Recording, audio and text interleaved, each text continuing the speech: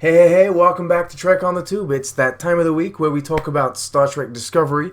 This time we're going over Season 3, Episode 6, Scavengers. As usual, first my thoughts. God damn it. First my thoughts, then the Easter eggs and references.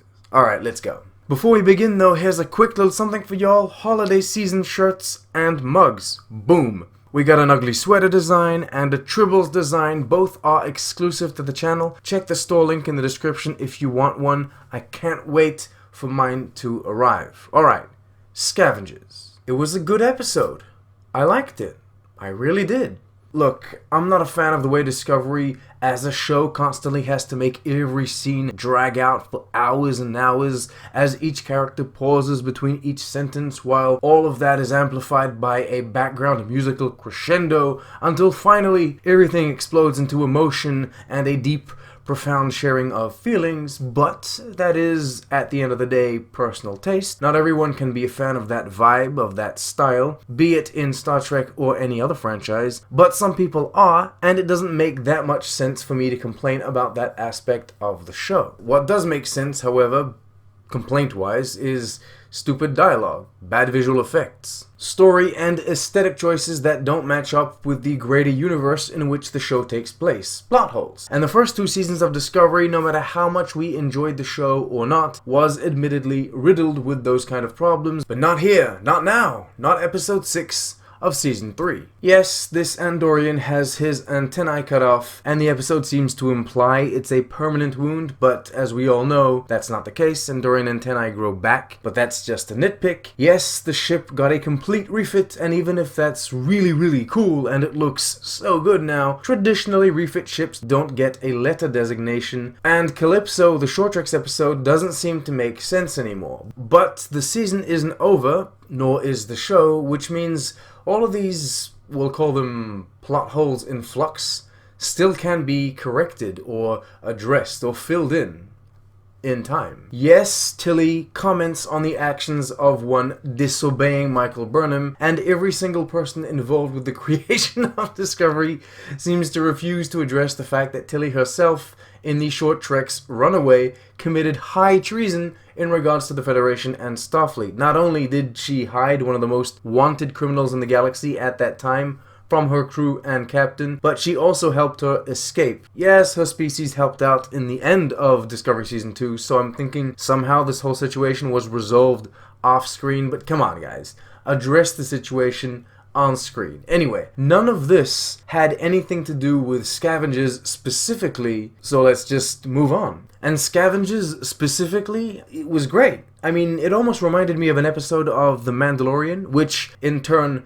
have a tendency of reminding me of 90s Star Trek episodes. This actually very much had an Enterprise vibe to it. Anyway, I like the new dynamic the show has set up, and I hope we stick with it for a while. We have Starfleet headquarters run by an admiral. We have a small fleet of ships, all with their respective captains, so there's a certain sense of familiarity with other iterations of Star Trek in that we have a clear command structure. Discovery, being the only ship with a spore drive, has been placed on rapid response duty. Not only does it make complete sense, but I think it's a perfect way to give us a semi-episodic format, with each new episode being a new adventure in a new place. And what was awesome is that the Admiral explained the importance of keeping the spore drive a secret even within Starfleet. For some reason, following that, it just hit me. Of course you need to keep all of the Discovery crew in the same place on the same ship. It's to limit the spread of information. From a story standpoint, this episode worked really well. We got that officially sanctioned mission, which was basically stay put,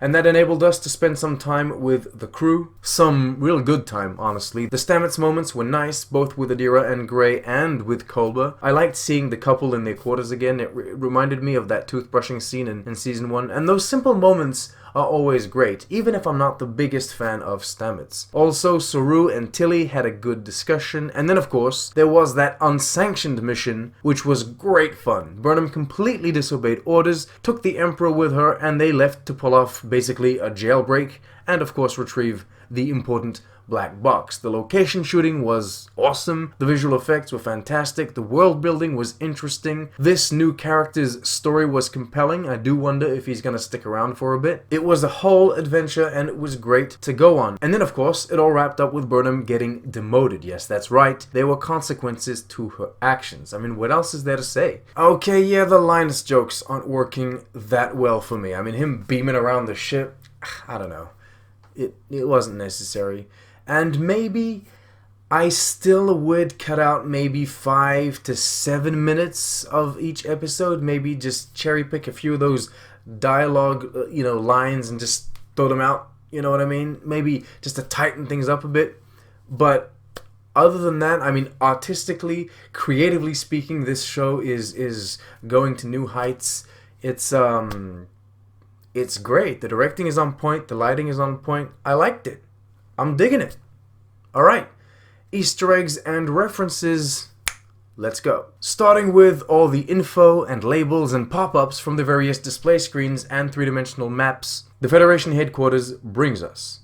Beta Z is the Betazoid homeworld, mentioned many, many times in the Next Generation. Also from the Next Generation is Starbase 47 and Minas Corva. Talos is a planet first seen in the original series. We then went back there in Discovery Season 2, Talos 4 that is, and Beta Niobe is also something we saw in the original series. It was a star. Klingon Zone, Ferengi Territory, and Cardassian Zone can be seen here on this map. That comes as no surprise. What is fun to note, however, is that the Emerald Chain has replaced the Romulan Star Empire. Maybe that's a tie-in to Star Trek 09 or a tie-in to Picard. We'll see. We'll see as we go. On the other display is a nice look at the USS Voyager, the Voyager J, that is. This guy is a Bajoran, first seen on the Next Generation. They became a big thing in Deep Space Nine. This is a Cardassian. It would seem that even though they have their own zone on the map, some have joined Starfleet. This Andorian is looking mighty pale, so he might actually be in Anar. Something Enterprise introduced, or maybe he's a bit of both, who knows. When Burnham and Georgiou are at the scrapyard, we see a bucket of badges featuring Klingon ones and Starfleet ones, all from Discovery. There's also a Next Generation style phaser. Burnham talks about self-stealing stem bolts, which is a nod to a fun little plotline in Deep Space Nine. She also talks about Courtnim, which Voyager introduced as a component of warp coils. We also hear mention of Beta 6, which is yet another original series planet. The final noteworthy things are the Baryon sweep. There's a ship ordered to go and do that, and it's something that we've seen happen before in the Next Generation. And then of course one of the captains is called Kardachev, probably a reference to the Russian astrophysicist Nikolai Kardachev. Oh, and also at one point when Georgiou decides to shoot down the Emerald Chain vessel, she says, "Salvage this," which is probably a reference to the time Worf said, "Assimilate this" in First Contact. Actually, you know what? I do have one last thing to say, and this isn't so much an Easter egg or a reference as it just is a remark. In the beginning of this episode, there's a holographic communication going on, and we get multiple angles of that. And I gotta say, I congratulate the VFX team for this season because it made sense, right? The hologram is basically translucent, and the hologram is facing forward, but then when the camera angle changes, the hologram is still facing the same direction. It's not facing the camera yet again. And I know it may seem petty and stupid to point out, but in the first seasons of Discovery, they didn't do that. The holograms were always facing the camera, and the fact that they were translucent kind of made that make no sense. Anyway, this time it was done right, and I just wanted to point that out. Anyway, I like the attention to detail. Alright, that's it from me. I do hope you're warming up to Discovery as much as I am. I'm really vibing with this third season. As usual, don't forget to like, subscribe, share with your friends. You can become a patron and help this channel out financially. Go buy a shirt if you like the designs. And as usual, live long and prosper.